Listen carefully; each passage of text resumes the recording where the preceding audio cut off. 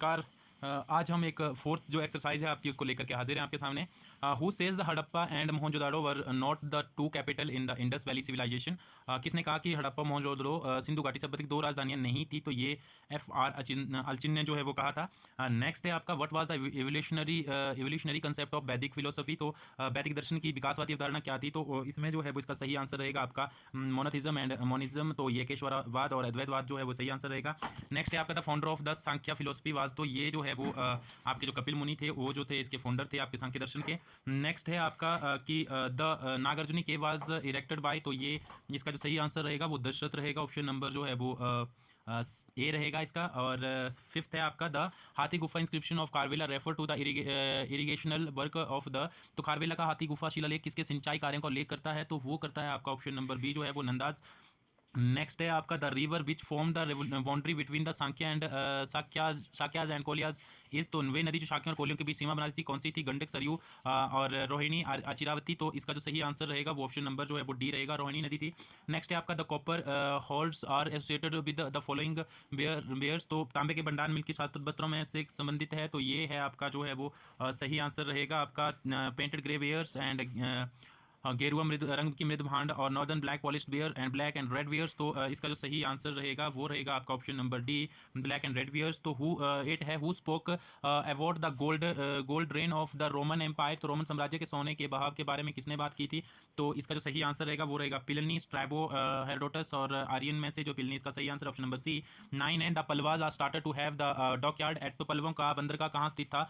तो 9 का जो सही आंसर रहेगा वो रहेगा आपका जो है नागापट्टनम, तामलुक, सोपारा और कल्याण। तो इसका सही आंसर रहेगा आपका कल्याण, ऑप्शन नंबर जो है वो डी। 10 है आपका कि इसमें सूचियां दी गई है, आपको मिलान करना है कि किसके साथ कौन सी सूची का जो है मिलान होगा। तो इसका जो सही आंसर है वो दोस्तों इसका जो सही आंसर रहेगा वो रहेगा आपका, हम कोड देख लेते हैं और साथ ही साथ जो है वो ये दिए गए हैं तो इनको भी एक बार देख लेते हैं। यहाँ पे राजाओं के नाम दिए गए हैं और साथ में जो है वो राजेंद्र चोल, पुष्यगुप्त और चंद्रगुप्त मौर्य, राज प्रथम दिया गया है। और श्रवणगोला, बृहदेश्वर। आपको पता है चंद्रगुप्त मौर्य का जो संबंध था वो श्रवणगोला से था। जहाँ देखते हैं कि बी का जो मिलान है वो एक से कहाँ पे है? तो बी जो है वो दोस्तों मिल रहा है एक से आपका ऑप्शन नंबर डी के अंदर ओनली। तो सही ऑप्शन हो जाएगा इसका डी। ये जो क्वेश्चन हम लोग कर रहे थे वो था आपका क्वेश्चन नंबर 10। तो 10 का जो आंसर है वो डी है। तो इसमें क्या बोला गया है कि जो एक दो का जो है मैंने बोला था कि वो एक से मिलान हो रहा है और इसका जो इसका 2, 1, 4 और 3 जो है वो सही आंसर बन रहा है। तो देखते हैं कैसे। तो इसका जो पहले का जो आंसर है वो आपका बृहदेश्वर मंदिर, आपको पता है राज प्रथम ने बनाया था। पुष्यगुप्त शुंग जो थे वो संबंधित थे आपके सुदर्शन झील से। तो ऑप्शन नंबर डी के साथ मिलान हो जाएगा। और राजेंद्र चोल जो है वो उनका संबंध था आपका जो है वो गंगईकोंड जब उन्होंने जो है वो जीता था तो उसके बाद एक नगर बसाया था गंगईकोंड। तो इस तरीके से इसका आंसर जो है वो डी हो जाएगा। फिर हमें एक बार मैच के लिए बोला गया है, लिस्ट 1 का लिस्ट 2 से मैच करना है। इसमें क्या बोला गया है? वसुमित्र, पतंजलि, मैक्सनीज और हर्ष जो है वो दिए गए। तो हमें जो है वो कौन से राजाओं के समय वो आए तो उसके बारे में जो है वो दिया गया है, किसके बारे में इन्होंने वर्णन किया है। तो वो सही आंसर जो है हमें ढूंढना है इसमें हमें क्या बोला गया है कि मिलान करना था। मैं वसुमित्र का जो मिलान है वो कनिष्का के साथ हो जाएगा। तो ये 4 के साथ मैच होगा। नेक्स्ट है आपका चंद्रगुप्त जो पतंजलि था तो पतंजलि का संबंध जो है वो पुष्यमित्र शुंग से था। तो ऑप्शन नंबर 3 जो है वो सही इस मिलान होगा। इसका मैक्सनीज का संबंध जो है वो चंद्रगुप्त मौर्य से जो है तो इसका ऑप्शन नंबर 2 हो जाएगा। समुद्रगुप्त का जो संबंध है दोस्तों वो है आपका ये हरिसेना के साथ। तो ऑप्शन नंबर 1 जो है वो इसका सही हो जाएगा। तो इसका जो एक्चुअल आंसर बनता है वो ऑप्शन नंबर बी जो है वो बनेगा। फिर हमारे पास क्वेश्चन नंबर 12 है। क्वेश्चन नंबर 12 के अंदर क्या बोला गया है कि आपको एसर्शंस और साथ में जो है वो दिया गया है आपका रीजन। तो आपको इसका आंसर ढूंढना है। इसमें जो है वो 12 का जो है हम लोग सॉल्व कर रहे हैं अभी। तो 12 का सही आंसर हो जाएगा आपका कि क्या बोला है इसमें कि प्रत्यय समुत्पाद बौद्ध दर्शन की एक अवधारणा है। Pratyaya Samutpada is a concept of the Buddhist philosophy. It believes in cause and effect. ये कारण और प्रभाव में विश्वास करता है। तो इसका जो सही आंसर है दोस्तों वो रहेगा आपका, ये दोनों जो है वो कथन सही हैं। तो देखते हैं कि आंसर क्या है इसका। आंसर इसका जो है वो डी में हमें देखने को मिल रहा है। 13 है जो इसमें भी हमें जो है वो नीचे दिए गए जो असर्शन और रीजन है उसका जो है वो आंसर देखना है। हेलिडोरस ने विदिशा में गरुड़ स्तंभ स्थापित किया था। He was an Indo Greek ruler. तो इसका जो सही आंसर होगा दोस्तों वो होगा आपका, हेलिडोरस ने विदिशा के गरुड़ स्तंभ का जो है वो गरुड़ स्तंभ स्थापित किया था। वो एक इंडो ग्रीक शासक था। ये गलत है। तो ये एक सत्य और जो है 2 असत्य है। 13 का ऑप्शन नंबर ए जो है वो हमारा हो जाएगा। 14 है अफसशिला जो arrange the correct genealogy of the following later Gupta king as recorded in the Aphsad inscription. तो अफसद शिलालेख में दर्ज निम्नलिखित गुप्त राजाओं की सही वंशावली जो है वो क्या रहेगी? तो देख लेते हैं। Krishna Gupta, Jivita Gupta first and Kumar Gupta and Harsh Gupta. तो इसका जो सही आंसर है दोस्तों वो रहेगा आपका option number C, Krishna Gupta, Harsh Gupta, Jivit Gupta प्रथम और कुमार गुप्ता। ये जो है वो सही वंशावली है। How many embassies were sent by the Chinese emperor Tai Sung to the court of Harshavardhana. चीनी सम्राट ताई सुंग ने हर्षवर्धन के दरबार में कितने दूतावास भेजे? तो ये जो थे कितने प्रतिनिधिमंडल भेजे थे उन्होंने हर्षवर्धन के उसमें, तो वो भेजे थे दोस्तों 15 का ये रहेगा आपका, जो 2 भेजे थे। ऑप्शन नंबर बी जो है वो सही रहेगा। Abu Rehan Biruni wrote his account of India in, तो अबू रेहान अल बिरूनी ने भारत का अपना लेख किस भाषा में लिखा था? तो वो लिखा था दोस्तों फारसी, टर्की, तुर्की और जो है वो अरेबिक में ये लिखा था, आपको पता है अल बिरूनी अरेबिक का था। नेक्स्ट है आपका the first attempt to centralise administration during the Sultanate period was made by, तो इसका जो सही आंसर रहेगा वो रहेगा दोस्तों गयासुद्दीन बलबन। तो बलबन ऑप्शन नंबर सी। 18 है तबकात नासरी भारत के इतिहास पर प्रकाश डालता है, तो तबकात नासरी जो है वो भारत के इतिहास पर प्रकाश डालता है आपका 13वीं सेंचुरी के। नेक्स्ट है आपका the following travellers visited India in medieval times point out the correct sequence, तो मध्यकाल में निम्नलिखित यात्रियों ने भारत का दौरा किया था, सही क्रम जो है वो आपको बताना है। ऑप्शन नंबर ए में हमारे पास है मार्को पोलो काउंटी और अफसानी निकेतन और बर्थेमा, तो इसका जो सही जो कालक्रम जो है वो दोस्तों रहेगा आपका 19 का, वो है आपका फर्स्ट ही ऑप्शन हमारा करेक्ट है, मार्को पोलो काउंटी और अफसानी निकेतन जो है वो ये सही क्रम है इसका। नेक्स्ट है आपका 20 निम्नलिखित में से कौन सा एक बंदरगाह नहीं है, तो आपको पता होना चाहिए कि जो आपका गुलबर्गा था ये बंदरगाह नहीं था, बाकी काम्बे, चौल और मछलीपट्टनम जो थे वो बंदरगाह थे। 21 है आपका बाबर रोट बायोग्राफी, बाबर ने अपनी आत्मकथा जो है किस भाषा में लिखी? तो फारसी है, अरबी है, और सी में हमारा उस्मानी तुर्की है और चगताई तुर्की, तो ऑप्शन नंबर डी जो है वो चगताई तुर्की में उन्होंने अपनी ये लिखी थी। पेंटिंग वाज पैट्रोनाइज्ड बाय, चित्रकला को किसने संरक्षण किया था? तो आपको पता है कि हुमायूं ने किया, अकबर ने किया और जहांगीर ने किया था, जबकि जो है वो औरंगजेब सही ऑप्शन नहीं है, तो ऑप्शन नंबर सी जो है वो सही हो जाएगा। Indian traders in 17th century traded at 17th century में भारतीय व्यापारी कहाँ व्यापार करते थे? तो इसका जो सही आंसर रहेगा वो Mocha, Aden, Bandar, Abbas and Isfahan and Bukhara, तो ये आपका मोका, अदन, बंदर, अब्बास एंड इस्फान और बुखारा में जो है वो व्यापार करते थे। 23 का डी हो जाएगा। 24 है हमारा कि इन द जो है वो 17th century the English East India Company main rival in India was the, 17वीं शताब्दी में भारत में इंग्लिश ईस्ट इंडिया कंपनी का मुख्य प्रतिद्वंदी कौन था? आपको पता है कि सिर्फ फ्रेंच जो थे वो मुख्य प्रतिद्वंदी थे, उन्होंने 3 जो है वो युद्ध भी किए थे जिनको हम कर्नाटक वार के नाम से जानते हैं। 25 है हमारा होम श्री जगन्नाथ सरकार was has called the last constructive Hindu genius, Shri Jagannath सरकार ने किसे आखिरी सृजनात्मक हिंदू प्रतिभा जो है वो कहा है? तो वो किसे कहा था? तो जो आपके नाना फडणवीस थे इनको उन्होंने ये वाली जो संज्ञा दी थी। 25 का डी हो जाएगा। 26 है हमारा खालसा पंथ की स्थापना किसने की थी? तो गुरु गोविंद सिंह जी ने जो है वो खालसा पंथ की स्थापना की थी, तो 26 का जो है वो सी हो जाएगा। 27 है हमारे पास सरदार उस सुदूर under the Mughal was the minister of, मुगलों के समय सदर उस सुदूर किसका मंत्री होता था, कौन सा विभाग जो है वो उसके पास होता था? तो दोस्तों उसका जो है युद्ध, धार्मिक, परोपकारी मामले और वित्त व्यापार, तो इसका जो सही आंसर हो जाएगा वो होगा आपका उसके पास धार्मिक और परोपकारी मामलों का जो है रिलीजियस एंड चैरिटेबल अफेयर जो उसके पास रहते थे। जैना वर पैट्रोनाइज्ड बाय, तो जैनों का संरक्षण जो है वो किसने किया था? इसका जो सही आंसर रहेगा वो अकबर और जहांगीर ने जो है जैनों का संरक्षण किया था। और नेक्स्ट है आपका नीचे 2 कथन दिए गए हैं, कथन ए के रूप में, दूसरे को कारनार के रूप में जो है वो दिया गया है। तो इसमें जो है असर्शन है रीजनिंग है, मध्यकालीन हिंदू संत आमतौर पर जाति व्यवस्था के खिलाफ बोले, they were influenced by Islamic idea of equality, वे इस्लामी समानता के विचार से प्रभावित थे, तो इसका जो सही आंसर रहेगा आपका वो रहेगा मध्यकालीन हिंदू संत आमतौर पर जाति व्यवस्था के खिलाफ बोले, बिल्कुल सही है, वे इस्लामी समानता के विचार से प्रभावित थे, ये भी सही है, तो इसका सही ऑप्शन हम लोग देखते हैं तो दोनों सत्य हैं, और ए आर की जो है वो आर ए की सही व्याख्या भी करता है, तो ऑप्शन नंबर ए हमारा सही हो जाएगा। नेक्स्ट है आपका 30 की भारत में after the arrival of Portuguese English Dutch and French in India the cultivation of, Bharat में पुर्तगाली अंग्रेज डच और फ्रेंच के आगमन के बाद किसकी खेती शुरू हुई थी? तो वो शुरू हुई थी दोस्तों ऑप्शन नंबर ए में बोला गया कि तंबाकू की खेती शुरू हुई, तंबाकू टमाटर की खेती, तंबाकू टमाटर और लाल मिर्च की खेती, और तंबाकू टमाटर, लाल मिर्च और मक्का की खेती शुरू हुई थी, तो इसका सही आंसर जो होगा वो ऑप्शन नंबर डी हो जाएगा। Which has been described as the duplex private war, तो डुप्लेक्स का निजी युद्ध जो है वो किसे कहा गया था? पहला दूसरा सिख युद्ध, दूसरा कर्नाटक युद्ध, आंग्ल मराठा युद्ध और पहला कर्नाटक युद्ध, तो इसका जो सही ऑप्शन रहेगा वो हो जाएगा कर्नाटक युद्ध, दूसरा कर्नाटक युद्ध, सेकंड कर्नाटक वॉर।